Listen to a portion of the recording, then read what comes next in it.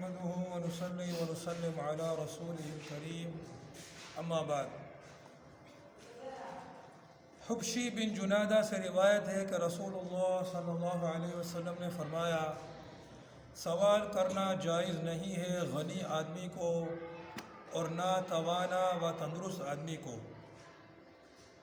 سوال کرنا جائز نہیں ہے غنی آدمی کو اور نہ توانا و تندرست آدمی کو، البتہ ایسے آدمی کو جائز ہے جس کو ناداری و افلاس نے زمین پر گرا دیا ہو، یا جس پر قرض یا کسی تاوان وغیرہ کا کوئی بھاری بوجھ پڑ گیا ہو، اور جو آدمی محتاجی کی وجہ سے نہیں بلکہ اپنے مال میں اضافے کے لیے لوگوں کے سامنے ہاتھ پھیلائے اور سوال کرے، تو قیامت کے دن اس کا یہ سوال اس کے چہرے پر ایک زخم اور گھاؤ کی شکل میں نمایاں ہوگا، اور جہنم کا گرم جلتا ہوا پتھر جس کو وہاں وہ کھائے گا۔ اس کے بعد جس کا جی چاہے سوال کم کرے اور جس کا جی چاہے زیادہ کرے۔ جامع ترمذی۔ اس حدیث میں بھی عبداللہ بن عمرو ابن العاص رضی اللہ تعالی عنہ کی حدیث کی طرح غنی سے مراد وہ آدمی ہے جو فی الحال محتاج اور ضرورت مند نہ ہو، اگرچہ وہ صاحب نصاب اور سرمایہ دار بھی نہ ہو۔ ایسے آدمی کو اور اس تندرست و توانا آدمی کو جو محنت کر کے اپنی روزی کما سکتا ہو، اس حدیث میں سوال کرنے کی ممانعت کی گئی ہے۔ عام ضابطہ اور مسئلہ یہی ہے کہ ایسے آدمی کو کسی کے سامنے دست سوال دراز نہیں کرنا چاہیے۔ ہاں، اگر افلاس و ناداری نے کسی کو بالکل ہی گرا دیا ہو اور سوال کے سوا اس کے سامنے کوئی راہ نہ ہو، یا کسی کو کوئی جرمانہ یا تاوان یا قرض ادا کرنا ہو اور وہ دوسروں سے امداد لیے بغیر اس کو ادا نہ کر سکتا ہو، تو ان صورتوں میں اس کو سوال کرنے کی اجازت ہے۔ آخر میں فرمایا گیا ہے کہ جو شخص ضرورت مندی اور محتاجی کی مجبوری سے نہیں بلکہ اپنی مالی حالت بہتر بنانے کے لیے دوسروں کے سامنے ہاتھ پھیلائے گا، اس کو قیامت میں اس کی سزا یہ دی جائے گی کہ اس کے چہرے پر ایک بدنما گھاؤ ہوگا، اور جو کچھ اس نے سوال کر کے لوگوں سے لیا تھا وہ وہاں جہنم کا گرم پتھر بنا دیا جائے گا اور وہ اسے کھانے پر مجبور کر ہوگا۔ عبداللہ بن مسعود رضی اللہ تعالی عنہ سے روایت ہے کہ رسول اللہ صلی اللہ علیہ وسلم نے فرمایا، جو شخص ایسی حالت میں لوگوں سے سوال کر کے اس کے پاس یعنی اتنا موجود ہو جو اس کے لیے کافی ہو، اور جس کے بعد وہ دوسروں کا محتاج نہ ہو، تو وہ قیامت کے دن محشر میں اس حال میں آئے گا کہ اس کا سوال اس کے چہرے پر ایک گھاؤ کی صورت میں ہوگا۔ یہ خموش، خدوش، کدوح، یہ تینوں لفظ قریب المعنی ہے، ان کے معنی زخم کے ہیں۔ غالباً راوی کو شک ہو گیا ہے کہ اصل حدیث میں ان تینوں میں سے کون سا لفظ تھا۔ آگے حدیث میں ہے کہ رسول اللہ صلی اللہ علیہ وسلم کا یہ ارشاد سن کر آپ صلی اللہ علیہ وسلم سے پوچھا گیا کہ اے اللہ کے رسول، وہ کتنی مقدار ہے جس کو آپ صلی اللہ علیہ وسلم نے ما یغنی ہی فرمایا ہے، کہ جس کے بعد وہ دوسروں کا محتاج اور دست نگر نہیں رہتا۔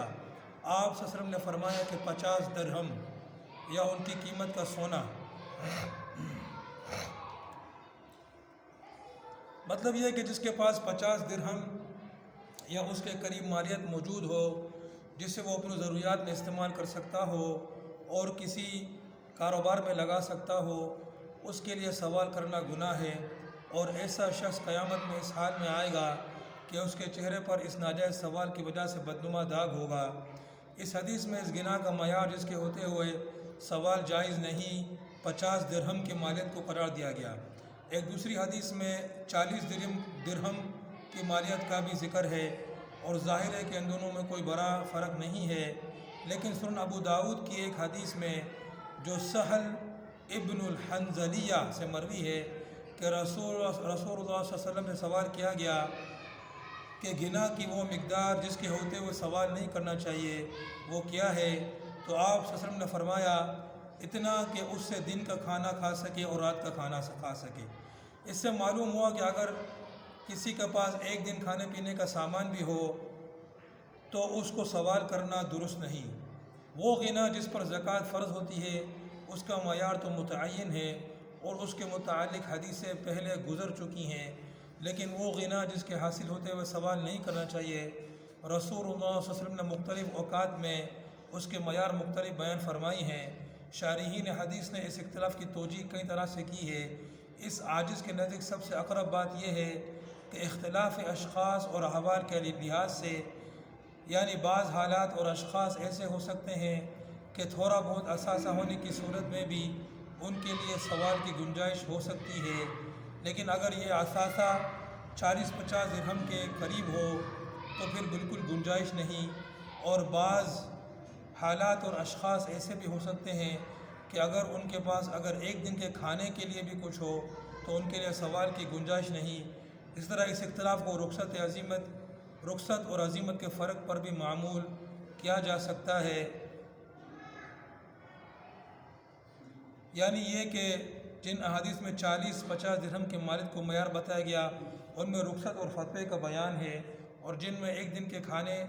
بھر ہونے کی صورت میں سوال سے منع کیا گیا وہ عزیمت اور تقویٰ کا مقام ہے۔ واللہ اعلم۔ آج کل جو ہے لوگ سوال کرنے کے بہت عادی ہو گئے ہیں، جہاں پر بھی رکتے ہیں، راشن کی دکان پہ رکے، کسی دکان پہ رکے، کسی ٹھیلے والے کے پاس رکے، یا چل رہے ہوں، بس سوال کرنے والے بار بار ہر جگہ پہنچ جاتے ہیں۔ تو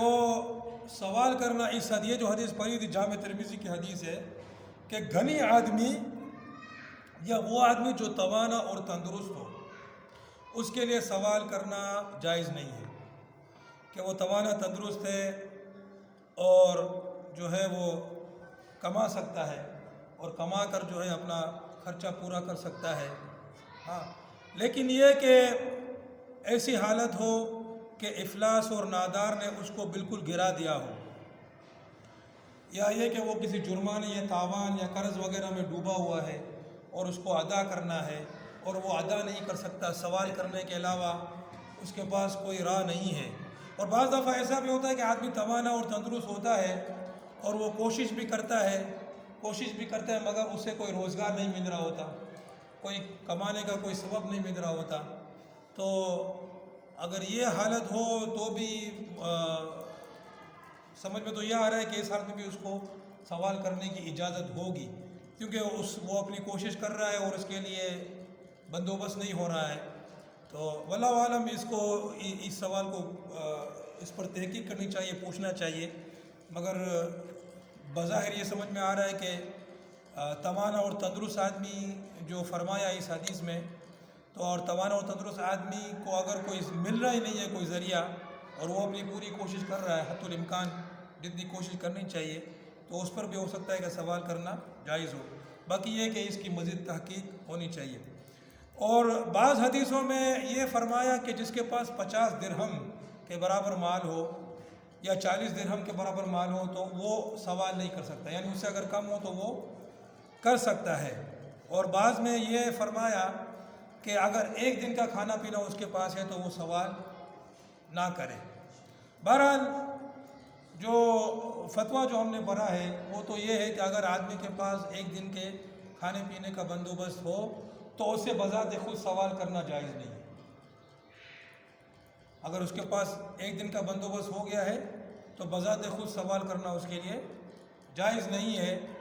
اور باقی یہ کہ وہ زکوٰۃ کا مستحق ہے نہیں ہے تو وہ ایک الگ چیز ہے۔ ایک ہوتا ہے سوال کرنا خود،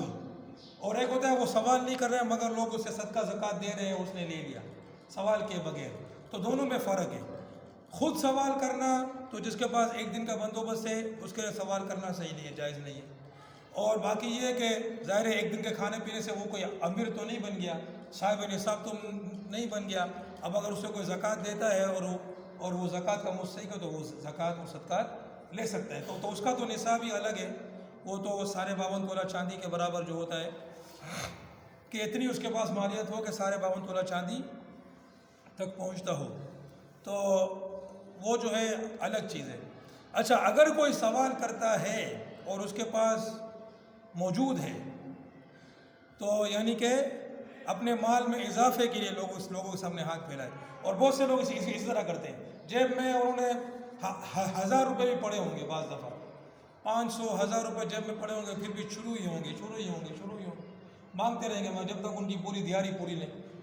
پھر صبح پھر شروع ہو جائیں گے، اور ایک وہ پیشہ بنایا ہوا ہے۔ تو اس کا یہ سوال جو ہے قیامت کے دن اس کے چہرے پر زخم اور گھاؤ کی شکل میں ہوگا، اور یہ جہنم کا گرم جلتا ہوا پتھر جو ہے وہ کھائے گا۔ اب جس کو جی چاہنا ہے سوال کر کے سوال کرے یا نہ کرے، یعنی یہ دھمکی ہے کہ تمہارے ساتھ یہ حشر ہوگا، تو یہ جو ہے وہ کرنا چاہیے اور سوال سے بچنا چاہیے۔ ویسے بھی ذلت ہے آدمی جب سوال کرتا ہے، ہاں اگر آدمی مجبور ہے، اس کے پاس اس دن کا کھانا پینے کا بھی نہیں ہے، اس دن کا بندوبست بھی نہیں ہے، مجبور ہے تو مجبور ہے، کیا ٹھیک ہے نا، مگر ایسے ہی کرنا، اور تو یہ جو ہے اس سے بچنا بہت ضروری ہے۔ اللہ پاک جو ہے عمل کرنے کی توفیق عطا فرمائے۔ وآخر دعوانا الحمد